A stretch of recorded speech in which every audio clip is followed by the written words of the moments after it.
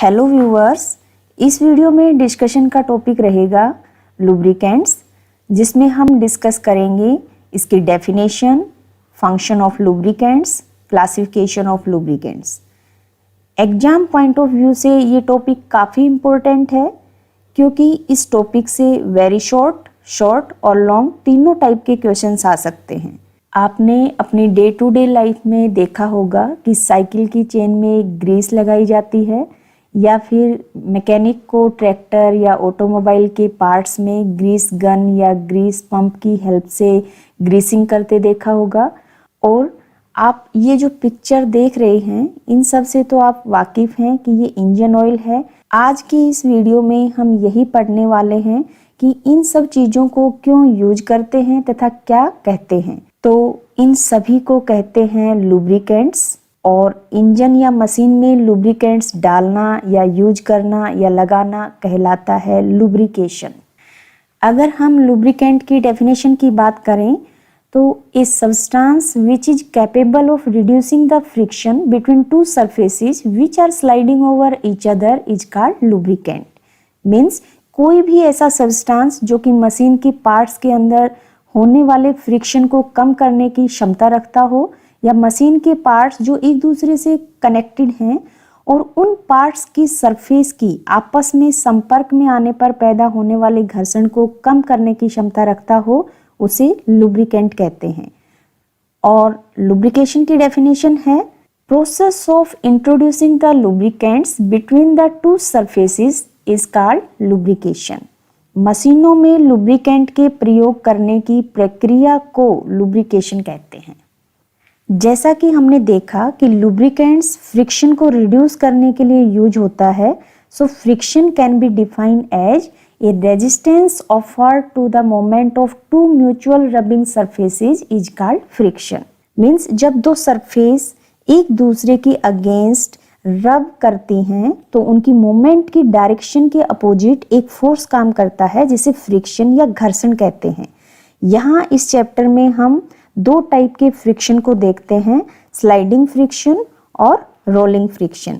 इसी फ्रिक्शन को रिड्यूस करने के लिए मशीनों में लुब्रिकेंट यूज किया जाता है। मशीनों में फ्रिक्शन होता क्यों है, ये जानने के लिए हमें मेटल की आउटर सरफेस के बारे में जानना चाहिए, क्योंकि मशीनों के पार्ट्स मेटल के बने होते हैं।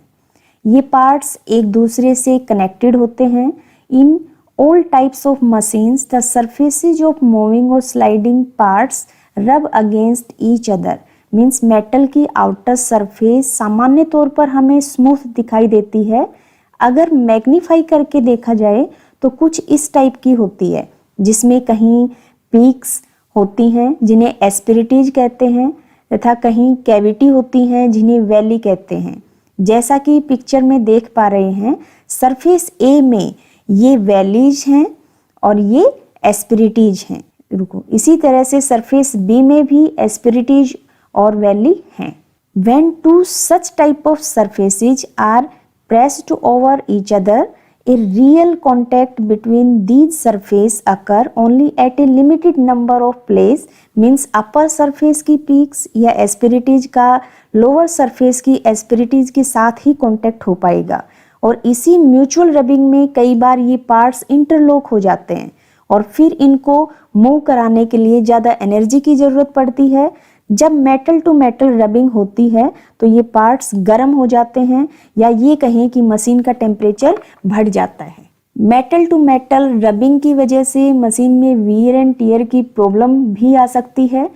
लॉस ऑफ हीट बढ़ने की वजह से मशीन की एफिशिएंसी भी घट जाती है और कॉस्ट ऑफ मेंटेनेंस भी बढ़ जाती है। सो हम देखेंगे कि लुब्रिकेंट क्या क्या कार्य करता है। First, it reduces friction by keeping the rubbing surfaces apart, hence reduces wear and tear. क्योंकि लुब्रिकेंट मशीन के पार्ट्स या आउटर सरफेस को कवर कर लेता है, या ये कहें कि metal to metal direct contact को रोकता है, क्योंकि दोनों रबिंग सरफेस के ऊपर लुब्रिकेंट की लेयर आ जाती है। इस वजह से फ्रिक्शन कम हो जाता है तथा वियर एंड टियर की प्रॉब्लम भी घट जाती है।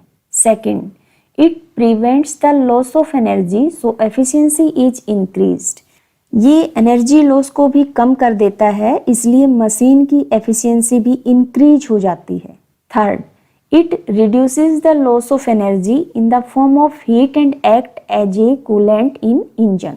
ये मशीन को गर्म नहीं होने देता, मीन्स ये कूलेंट का कार्य भी करता है। Fourth, it reduces maintenance and running cost of the machine.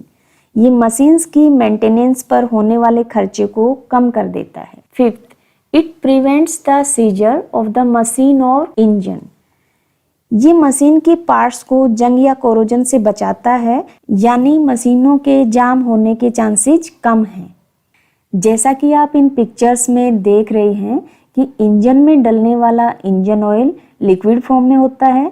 दूसरा, ट्रैक्टर और ऑटोमोबाइल, बियरिंग आदि में हम ग्रीस का प्रयोग करते हैं जो कि सेमी सॉलिड होता है। और रेलवे ट्रैक्स पर हम ग्रेफाइट का यूज करते हैं जो कि सॉलिड फॉर्म में होता है। सो अलग अलग एप्लीकेशन के लिए अलग अलग टाइप के लुब्रिकेंट यूज किए जाते हैं। सो बेसिकली लुब्रिकेंट्स को उसकी फिजिकल स्टेट के आधार पर 3 कैटेगरी में क्लासिफाई किया गया है। First, liquid lubricant, second, semi solid lubricants, third, solid lubricants. First, liquid lubricants, इनको लुब्रिकेटिंग ऑयल्स भी कहा जाता है। लिक्विड लुब्रिकेंट्स के टाइप्स हैं मिनरल ऑयल। मिनरल ऑयल को पेट्रोलियम ऑयल से भी जाना जाता है, जैसा कि नाम से ही पता चल रहा है कि पेट्रोलियम के फ्रैक्शनल डिस्टिलेशन के द्वारा प्राप्त किया जाता है। Mineral oil are used most widely as lubricant because they are cheaper and are available in abundance. They have poor oiliness. Vegetable oil, ये वेजिटेबल से गेन किए जाते हैं। For example olive oil, palm oil. और animal oil जो कि animal से प्राप्त किए जाते हैं, for example whale oil. Vegetable oil और एनिमल्स ऑयल के फीचर एक जैसे हैं। These oils were used as a lubricant before the development of petroleum industry, after which they were replaced by mineral oil. These oils contain glyceride of high fatty acids. They undergo oxidation and form acidic product which are distressed to the metal part. They hydrolyze in presence of water. They are expensive. अगला है blended oil।